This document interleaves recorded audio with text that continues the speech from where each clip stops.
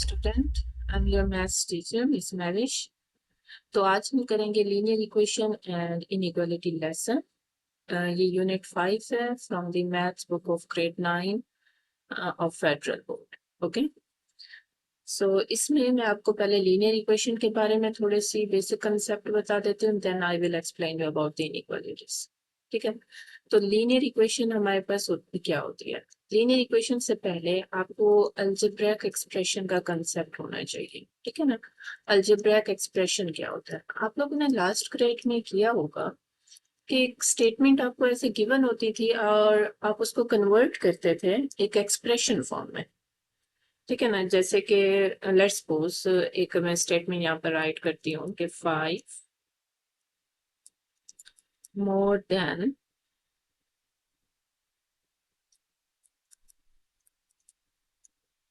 Twice a number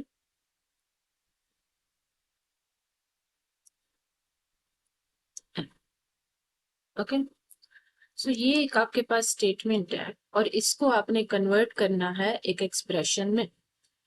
तो यहाँ पर अगर आप देखो 5 मीन्स 5, मोर देन मीन होगा less, twice mean 2 and a number, यहाँ पर उन्होंने हमें कंडीशन दे दी है कि आ नंबर आपने लेट करना है n, अदरवाइज आप कोई भी कर सकते हो एक्स वाई जी एनी लेटर। ओके, सो ये हो गया हमारे पास n। अब इसको आप राइट करो, ये आपके पास क्या एक्सप्रेशन बन जाएगा। अगर बिल्कुल हमने इसी तरह नहीं राइट करना, हमने थोड़ा सा इसको स्टैंडर्ड फॉर्म में राइट करना है। वो हमारे पास हो जाएगा कि 2n + 5, राइट। अब ये आपके पास क्या है, आपने एक स्टेटमेंट को कन्वर्ट कर दिया एक एक्सप्रेशन में, इसी को ही बोलते हैं अलजेब्रिक एक्सप्रेशन। ठीक है, अब इस एक्सप्रेशन में आपके पास क्या है, ये आपके पास है कांस्टेंट और ये n, इसको क्या बोलते हैं, वेरिएबल।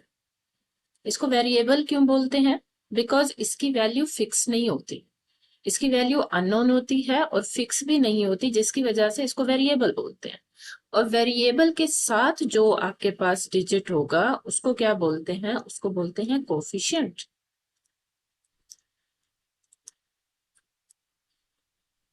ओके हो गया।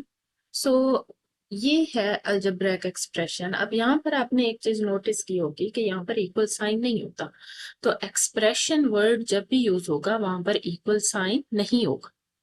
ठीक है, इक्वल साइन हमेशा इक्वेशन में होता है, एक्सप्रेशन में कभी भी नहीं होता। यहाँ तक क्लियर है? अब लेट्स सपोज मैं इसी को ही थोड़ा सा ऐसे राइट कर रही हूँ कि 2n + 5 = 1।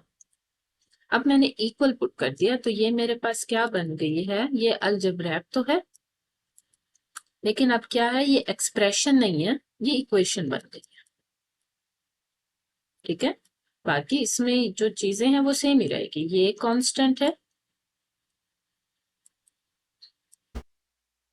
भी कांस्टेंट है, और ये हमारे पास वेरिएबल है, और ये हमारे पास कोफिशिएंट।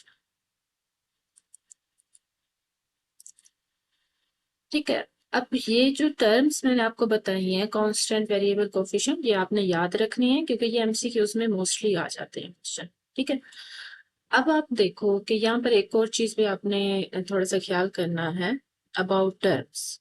ठीक है, टर्म्स किसको बोलते हैं, इस पूरी को 2n को। ठीक है ना, दरमियान में क्या आ रहा है, प्लस साइन, तो इस पूरी को मैं क्या बोलूंगी, ये एक टर्म है और ये दूसरी टर्म है। ठीक है, इसको बोलेंगे टर्म 1 और ये सेकंड टर्म है। अगर कोई और भी साथ होती तो उसको हम थर्ड बोलते हैं। मतलब जो हमारे पास प्लस माइनस वाले ऑपरेशन होते हैं उनसे जो डिस्ट्रीब्यूट हुई होती हैं वैल्यूज, उन्हीं को हम टर्म्स बोलते हैं। अब टर्म्स में हमारे पास टाइप्स आ जाती हैं कि लाइक टर्म्स, और उसके बाद आती हैं अनलाइक टर्म्स। अब ये क्या होती हैं? ठीक है, अब टर्म्स का पहले मैंने आपको बता दिया कि एक और मैं राइट कर लेती हूँ ताकि आपको क्लियर हो जाए। 2x + 3x + 4। अब यहाँ पर ये टर्म 1 है ये टर्म 2 है और ये टर्म 3 है। ठीक है, अब लाइक टर्म्स कौन सी होंगी? जो सेम कैटेगरी से होंगी। मतलब अब इसमें अगर आप देखो 2x और 3x ये दोनों x x है, राइट? आप इसको ऐसे भी याद कर सकते हो कि ये x फैमिली से बिलोंग करते हैं। ठीक है, तो ये लाइक टर्म्स हो गई 2x और 3x। यहाँ पर हमारे पास लाइक टर्म्स कौन सी हैं? 2x and 3x। इसलिए हम इन दोनों को ऐड कर सकते हैं because they are like terms, right? अब अनलाइक टर्म्स कौन सी हैं? अगर आप देखो 3x एंड 4x ये दोनों अनलाइक है, इसलिए हम इनको नहीं ऐड करते।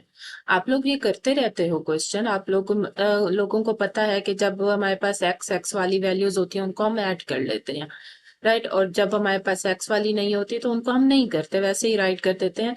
लेकिन असल में उसका कंसेप्ट क्या है? उसका कंसेप्ट ये है कि लाइक टर्म्स होती हैं क्योंकि सेम फैमिली से बिलोंग करती हैं, सो आप उसको ऐड कर लेते हो। और ये अनलाइक टर्म्स होती हैं तो उनको आप ऐड नहीं कर सकते। जैसे 3x और 4 अनलाइक है, 2x एंड 4 अनलाइक है। ओके ओके, यहाँ तक क्लियर है आप लोगों को? ठीक है, अब ये सब चीजें ना ये बहुत बेसिक है। मैं अब आपको लोगों को बताती हूँ कि लीनियर इक्वेशन हमारे पास होती क्या है एक्चुअली। लीनियर इक्वेशन इस लेसन में आप लोग कर रहे हो linear equation in one variable. ठीक है, तो हमने जस्ट उसी पर ही फोकस करना है, linear equation in one variable पर। वैसे हमारे पास और भी होती हैं linear equation in two variables भी होती हैं, लेकिन इसमें आपका सिर्फ वन वेरिएबल वाला है तो हम उसी पे ही फोकस करते हैं। Okay, linear equation in one variable is an equation that can be written in the standard form. अब standard form linear equation की है ax plus b is equal to 0 and condition क्या है कि a is not equals to 0। अब इसको आप थोड़ा सा समझे। यहाँ पर a क्या है? a कोई भी इंटीजर, b कोई भी इंटीजर, ओके? a और b एनी इंटीजर। जैसे फॉर एग्जाम्पल मैं यहाँ पर राइट कर देती हूँ 3x, एक ही जगह पे 3 राइट कर दिया, प्लस 4 इक्वल 0।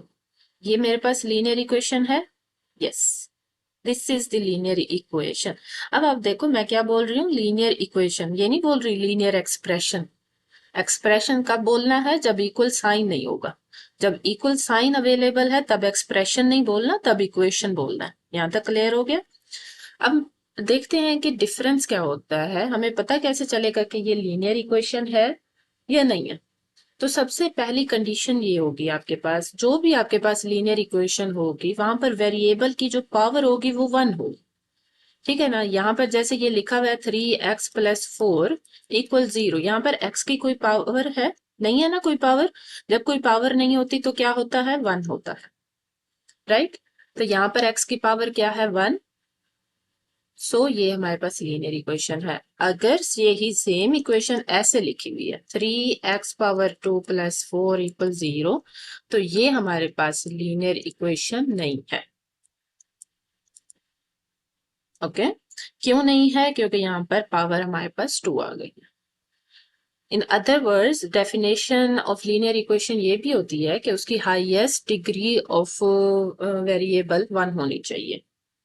ओके, इस पावर को, जिसको ये 1 बोल रही हूँ मैं, 2 बोल रही हूँ, पावर बोल रही हूँ, इसको हम डिग्री भी बोलते हैं।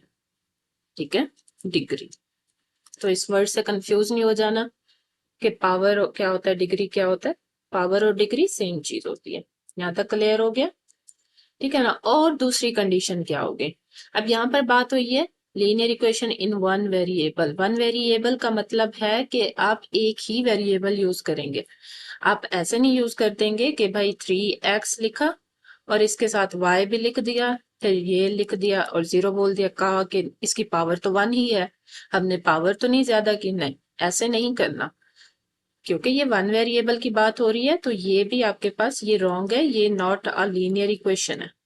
ठीक है, ये क्यों लीनियर इक्वेशन नहीं है? क्योंकि यहाँ पर आप 2 वेरिएबल यूज कर रहे हो और हमें कंडीशन है कि 1 वेरिएबल पे फोकस करें। ओके हो गया? यहाँ तक क्लियर है आप लोगों को? ठीक है, अब इसको सॉल्व करने का बहुत ही आसान तरीका है लीनियर इक्वेशन को सॉल्व करने का। उस मेथड को बोलते हैं ट्रांसपोजिशन मेथड। ट्रांसपोजिशन मेथड भी बोलते हैं, ट्रांसपोज मेथड भी बोलते हैं। ठीक है, उसमें अब करते क्या है, जैसे हमारे पास ये क्वेश्चन है 3x+4 = 0। आप ना 1 by 1 वैल्यूज को ट्रांसपोज करोगे, मतलब फर्स्ट आप 4 को इधर मूव करोगे 0 की साइड पे। और हमें पता है जब भी हम कोई इंटीजर कोई वैल्यू ट्रांसपोज करते हैं तो वो उसका साइन अपोजिट हो जाता है। यहाँ पर 4 क्या है, पॉजिटिव है, तो वहां पर जाकर क्या हो जाएगा, -4 हो जाएगा। राइट, अब क्या करेंगे, अब x के साथ क्या बचा, 3, और 3 यहाँ पर क्या हो रहा है, मल्टीप्लाई हो रहा है, तो वहां पर जाकर क्या हो जाएगा, डिवाइड। सो x की वैल्यू हमारे पास क्या आ गई, -4/3। ये होता है हमारे पास ट्रांसपोज मेथड। बहुत आसान है ना। उसके बाद एक और छोटा सा कंसेप्ट है, वो भी आप लोग देख लें, equivalent equation. Okay, equivalent equation. अब इक्विवेलेंट इक्वेशन क्या होता है हमारे पास, इक्विवेलेंट इक्वेशन आप ऐसे समझ लें को वो सेम वैल्यू ही होती है बट डिफरेंट फॉर्म में होती है। तो जैसे हमने, आई थिंक मैंने पहले भी आप लोगों ने किया होगा लास्ट क्लास में, कि लेट्स सपोज आपके पास है 3/2, तो इसका इक्विवेलेंट, ये इक्वेशन नहीं, ठीक है, ये मैं फ्रैक्शन की एग्जांपल दे रही हूँ। तो इसका इक्विवेलेंट फ्रैक्शन क्या होगा हमारे पास, 6/4। 6/4 इसका इक्विवेलेंट फ्रैक्शन है, बिकॉज आपने एक सेम डिजिट से इसको अप एंड डाउन मल्टीप्लाई करके एक न्यू फ्रैक्शन क्रिएट किया है। राइट, तो ये दोनों इक्विवेलेंट है। लेकिन यहाँ पर हमने इक्विवेलेंट फ्रैक्शन की बात नहीं करनी, इक्विवेलेंट इक्वेशन की बात करनी है। सो आपने कोई सी भी ऐसी दो इक्वेशन होंगी आपके पास, जिसको आप सॉल्व करोगे तो आपका आंसर सेम आ जाएगा। ठीक है ना। लेट्स सपोज मैं एक इक्वेशन ले रही हूँ 2x+3 = 4, और दूसरी इक्वेशन ले रही हूँ 2x = 1। अब ये दो डिफरेंट इक्वेशंस हैं, लेकिन जब आप इनको सॉल्व करोगे ना तो आंसर आपके पास सेम ही आएगा। लेट्स सी, इसको हम सॉल्व करते हैं बाय ट्रांसपोज मेथड। तो 2x यहीं रहेगा, 3 को हम उधर मूव करेंगे, वहां जाकर नेगेटिव का हो जाएगा। राइट, अब यहाँ पर 2x, ये क्या हो गया हमारे पास 1। यहाँ से ही आपको लग रहा होगा कि वाकई ये सेम सेम है। राइट, लेकिन हम पूरी x की वैल्यू निकाल लेते हैं। अब यहाँ पर 2 मल्टीप्लाई हो रहा है, तो वहां जाकर क्या हो जाएगा, डिवाइड हो जाएगा, तो x आ गया हमारे पास 1/2। राइट, ये आ गया हमारे पास 1/2। अब इस साइड को सॉल्व करते हैं, यहाँ पर सिर्फ हमने 2 को ट्रांसपोज करना है। सो x यहीं पर रहेगा और 1/2 हो गया। अब आप देखो, दो डिफरेंट इक्वेशंस थी बट हमारे पास क्या आया है, आंसर सेम आया है। सो ये इसलिए इक्विवेलेंट इक्वेशंस है हमारे पास। जब आप दो डिफरेंट इक्वेशंस को सॉल्व करो और आंसर सेम आए तो वो कौन सी इक्वेशंस होती हैं, इक्विवेलेंट इक्वेशंस होती हैं। यहाँ तक क्लियर हो गया? कोई डाउट है किसी को तो कमेंट बॉक्स में मैसेज करते हैं। ओके स्टूडेंट्स, तो मैं यहाँ पर अब आप लोगों को सॉल्व्ड एग्जाम्पल कराने लगी हूँ लीनियर इक्वेशन की। पहले मैं आप लोगों को सारी सॉल्व्ड एग्जाम्पल्स एक्सप्लेन करूंगी, उसके बाद हम एक्सरसाइज का एक्सरसाइज के each and every question solve करेंगे। ठीक है ना, क्योंकि पहले सॉल्व्ड एग्जाम्पल करने से बहुत ज्यादा हेल्प मिल जाती है एक्सरसाइज को सॉल्व करने में। ओके, तो पहला क्वेश्चन है हमारे पास -7x+24 = 3। अब इसमें हमने क्या करना है, हमने फाइंड करना है x। ठीक है, तो क्या कौन सा मेथड अप्लाई करेंगे, हम मेथड अप्लाई करेंगे ट्रांसपोज मेथड। ओके, तो फर्स्ट ऑफ ऑल आप क्या करोगे, 24 को ट्रांसपोज करोगे 3 की साइड पे। यहाँ पर -7x वैसे का वैसे रह जाएगा 3, और 24 यहाँ पर पॉजिटिव है तो वहां जाकर नेगेटिव का हो जाएगा, -24 हो गया। राइट, क्यों -24 हो गया, क्योंकि ये ट्रांसपोज मेथड का रूल है। जब आप ट्रांसपोज करते हो किसी भी वैल्यू को वन साइड से अदर साइड पे, तो आप उसका साइन अपोजिट कर देते हैं। ठीक है ना। अब 3 - 24 किया तो हमारे पास क्या आ गया है, 21। अब 21 आ गया है, लेकिन आप देखो यहाँ पर ग्रेटर साइन किसका है, 24 का है। राइट, और 24 बड़ा है तो हम उसी का साइन लगाएंगे, और वो नेगेटिव है तो हम नेगेटिव लगाएंगे। अगर वो पॉजिटिव होता तो हम पॉजिटिव लगाते हैं, क्योंकि साइन किसका मैटर करता है, बड़ी वैल्यू का मैटर करता है। और इस साइड पर हमारे पास क्या है, -7x। राइट हो गया। अब नेगेटिव नेगेटिव कैंसिल हो गए, यहाँ पर भी आप कैंसिल कर सकते थे या आप 7 को उधर ट्रांसपोज करके करते तब भी हो सकता था। ठीक है, अब 7 यहाँ पर x रहेगा और 7 को हम उधर ट्रांसपोज करेंगे तो वो वहां पर जाकर डिवाइड हो जाएगा। राइट, अब इसको हम सॉल्व करेंगे तो ये 7 टाइम्स 3 बनता है, तो x हमारे पास क्या आ गया है 3। अब यहाँ पर एक तरीका होता है चेक करने का कि ये हमने जो वैल्यू फाइंड की है x की ये करेक्ट है या नहीं। तो उसके लिए हम चेक करते रहते हैं, इस मेथड को भी चेक ही बोलते हैं। ठीक है ना, चेक। अब चेक मेथड क्या होता है कि जो आपके पास x की वैल्यू आई है वो आप अपने क्वेश्चन में अगेन पुट करके देखें। सो हम प्लेस ऑफ x रिप्लेस कर देंगे बाय 3, -7 वैसे का वैसे x की जगह पे 3 पुट कर दे, एंड देन 24 वैसे का वैसे और 3 भी वैसे का वैसे। अब इसको सोल्व करते हैं। 7 टाइम्स 3 हमारे पास क्या होता है -21 प्लस 24 इक्वल्स 3। अब -21 और +24 का मतलब क्या है, plus minus minus, we will subtract it. Right, अब सब्ट्रैक्ट करेंगे तो 3 आएगा और साइन किसका लगाएंगे बड़ी वैल्यू का। बड़ी वैल्यू हमारे पास है 24 और उसका साइन है पॉजिटिव, तो 3 पॉजिटिव ही रहेगा, यहाँ पर भी 3। अब आप देखो दोनों साइड पे आपके पास सेम आंसर आया है, लेफ्ट हैंड साइड आपकी इक्वल है राइट हैंड साइड के, तो इट्स मी जो आपने आंसर कैलकुलेट किया है एक्स का वो आपका करेक्ट है। ओके हो गया, यहाँ तक क्लियर है। ओके, तो अब है हमारे पास सॉल्व्ड एग्जाम्पल 2। सॉल्व्ड एग्जाम्पल कुछ इस तरह से है, कहते हैं सॉल्व दिस इक्वेशन। अब ये हमारे पास फ्रैक्शन फॉर्म में है तो परेशान होने की जरूरत नहीं है, ये बहुत ही आसान है।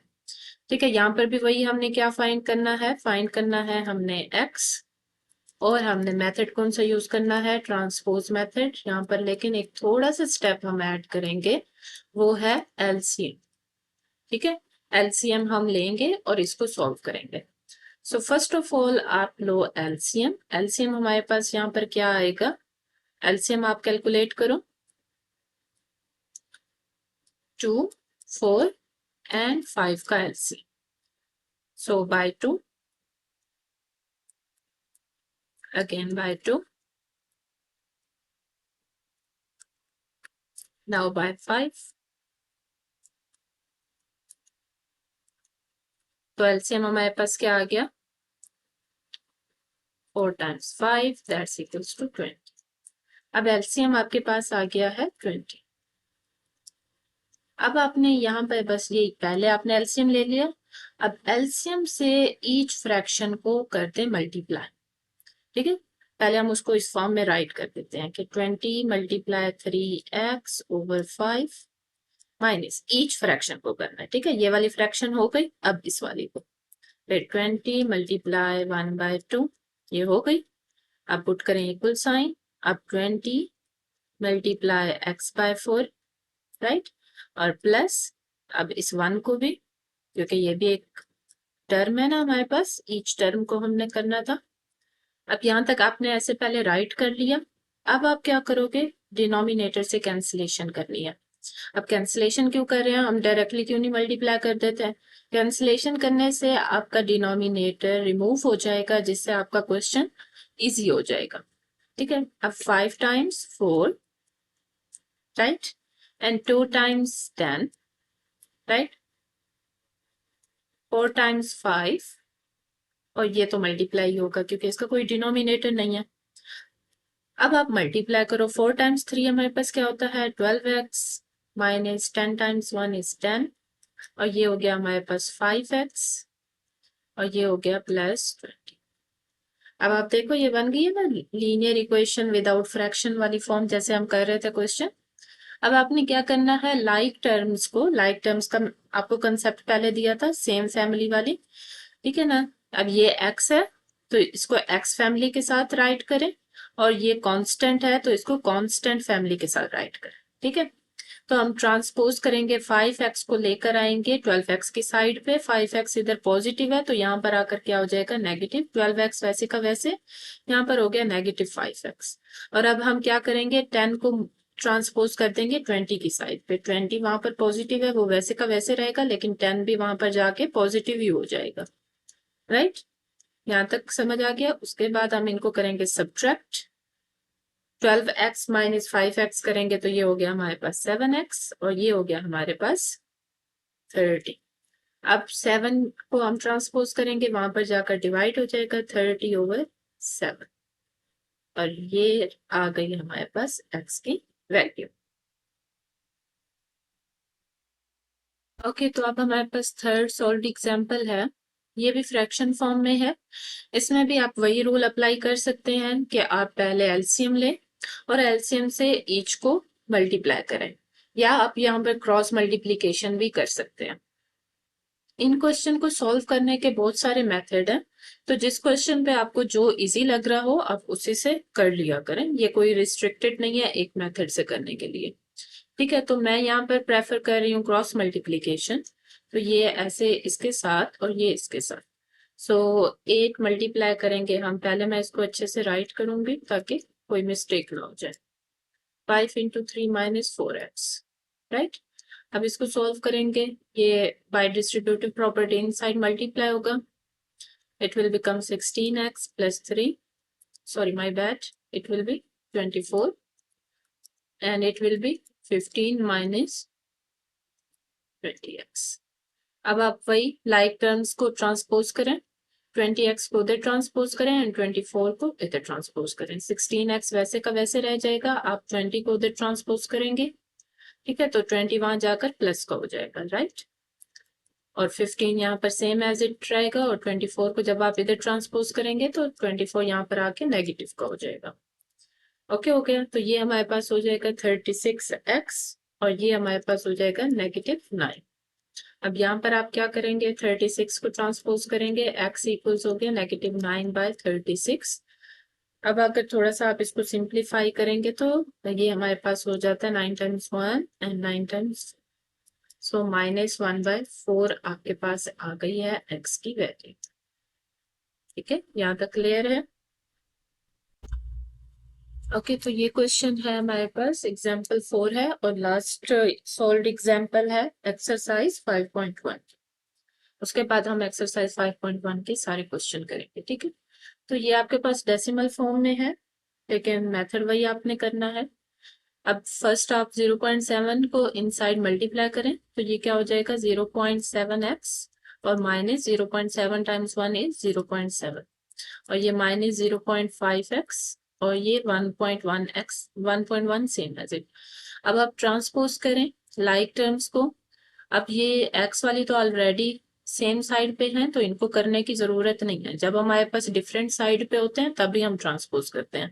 तो हम जस्ट यहाँ पर 0.7 को ट्रांसपोज करेंगे 1.1 की साइड पे। यहाँ पर 0.7x वैसे का वैसे, 0.5x वैसे का वैसे और यहाँ पर हो गया 1.1 और 0.7 यहाँ पर नेगेटिव है तो वहां पर जाकर क्या हो जाएगा पॉजिटिव का हो जाएगा। ओके हो गया। अब आप क्या करेंगे, इन दोनों को आप वो करें सब्ट्रैक्ट करें। 0.7 एंड 0.5 क्या हो जाएगा हमारे पास 0.2x और यहाँ पर 1.1 + 0.7 करेंगे तो ये हो जाएगा 1.8। अब आप 0.2 को ट्रांसपोज करें उस साइड पे तो वो हो जाएगा हमारे पास 1.8 डिवाइड्स बाय 0.2। अब इसको आप थोड़ा सा सॉल्व करें। ठीक है ना, अब ये आपके पास क्या लिखा हुआ है 1.8, राइट, और ये लिखा हुआ है 0.2। अब इसको हम डायरेक्टली डिवाइड करें तो क्या ये डेसिमल रिमूव होकर हमारे पास 9 आंसर आ जाता है। लेकिन मैं आपको इन डेप्थ थोड़ा सा इसका बताती हूँ कि इसकी वर्किंग होती कैसे है। अब ये हमारे पास लिखा हुआ है कि 1.8 डिवाइड्स बाय 0.2। तो 1.8 को पहले आप फ्रैक्शन फॉर्म में राइट करें तो वो हो जाएगा 18/10 और ये डिवीजन साइन हमेशा हमारे पास किस फॉर्म में हो जाता है मल्टीप्लिकेशन में और ये अपोजिट हो जाता है तो ये हो जाएगा 10/2। 10 और 10 हो गया कैंसल और 2 × 9 हो गया हमारे पास 18। सो x की वैल्यू आ गई हमारे पास 9। ठीक है, अब आप इसको चेक भी कर सकते हैं। अगर आप अगेन x की जगह पे इसको पुट करेंगे तो आपके पास आंसर दोनों साइड पे सेम आएगा और हमारी x की वैल्यू करेक्ट होगी। या आप लोग खुद भी कर लेना। ओके हो गया, आज के लिए इतना काफी है इंशाल्लाह। बाकी नेक्स्ट लेक्चर में हम करेंगे 5.1 के सारे क्वेश्चन। अगर आपको कोई भी डाउट है, कोई भी क्वेश्चन में मसला हो रहा है, तो आप लोग मुझसे पूछ सकते हैं। ओके देन, अल्लाह हाफिज।